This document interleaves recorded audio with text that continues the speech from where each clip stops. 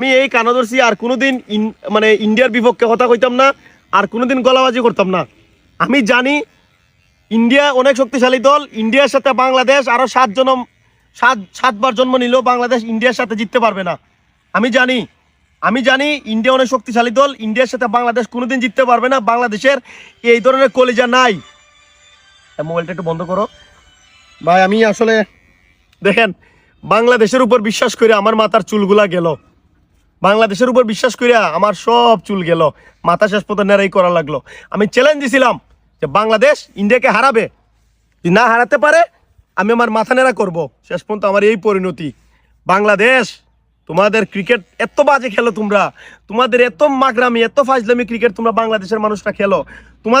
তোমাদের খেলার জন্য দেখো আমার এত সুন্দর শখের চুল আমি সবগুলা কাইটে ফেলতেছি। আমি চ্যালেঞ্জ দিছিলাম বাংলাদেশ হেরে গেলে মাথা নেড়া করবো। কি আর করবো এখন।